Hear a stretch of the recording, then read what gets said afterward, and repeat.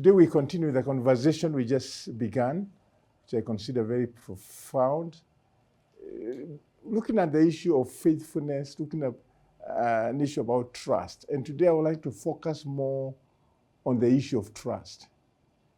We know as a people, trust is very, very important in any relationships.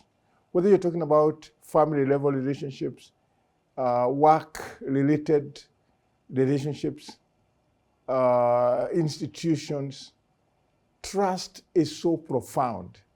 And maybe you have asked yourself, what is trust?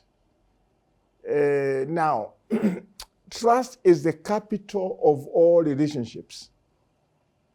And all strong communities really depend on that aspect of trust. And a breach of trust, when it comes to the church or any institution, becomes a very, very serious issue of broken, what threatens relationships.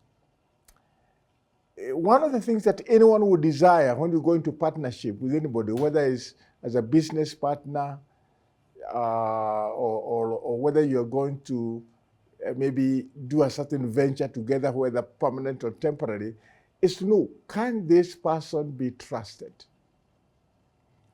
And a breach of trust or broken trust can be very, very painful many times, depending on how close or how much trust you had given the party. So trust is what cements and keeps relationships together. And in any competitive advantage, when somebody can be trusted, they can have an advantage over others. And one of the areas in which one can check the issue of trust mostly is if somebody can be able to deliver like a precious thing, delivering from point one to point B.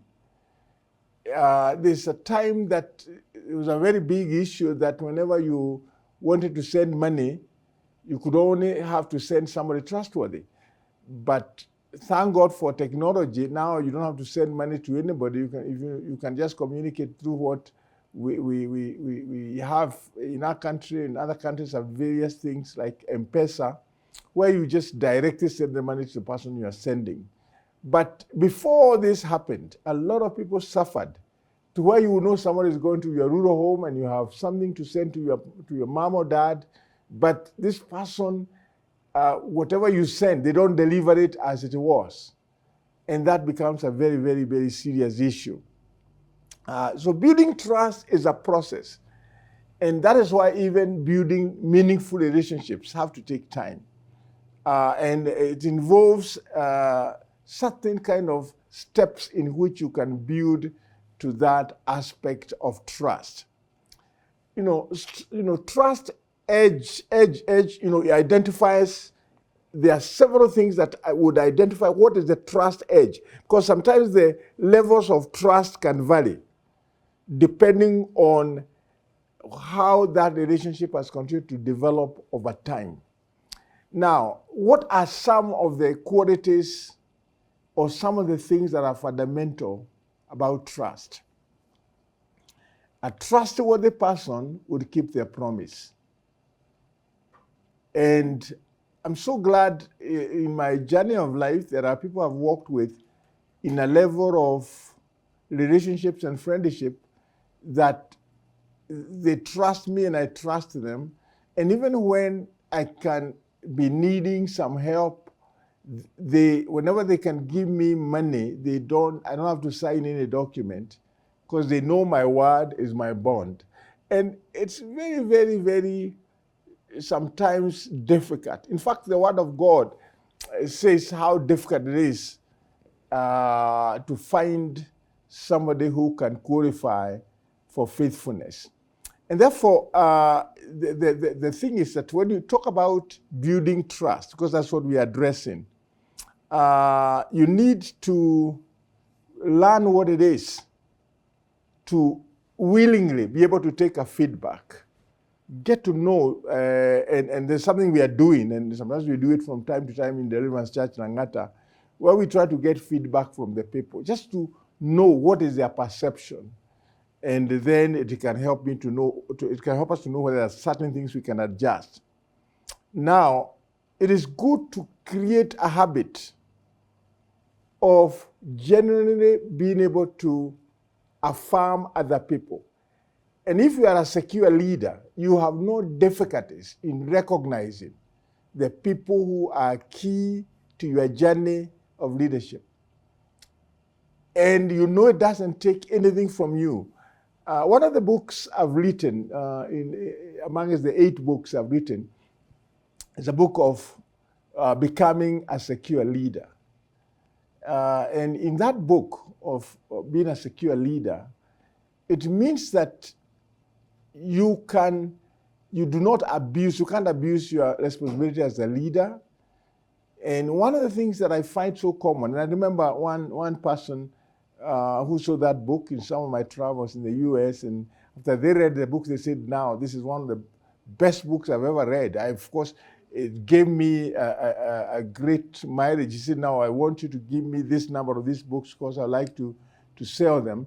And there's a statement I made in that book which was very, very, which convicted this person how valuable it is. Because in that book, there's a statement I've put there to the effect that if your candle is burning, you have the opportunity to light other candles. And if you refuse to light other candles, your candle will not burn any better. And this is about leadership. There are people who really do not want to empower other people. It's like they think that you have to take, to have the monopoly as a leader. But it takes a great joy for you to be able to empower people who are probably a bit younger and be able to enable them, equip them. And one of the greatest responsibilities of those of us who train leaders is that you will tell them everything you know. And many times you have to even tell them and become vulnerable to some degree of even some of the shortcomings and some of the failures you may even have suffered along the way. And it takes a lot of character to do that you are willing to make yourself vulnerable, because we all have some aspect of shortcomings. We may have challenges in our journey of leadership.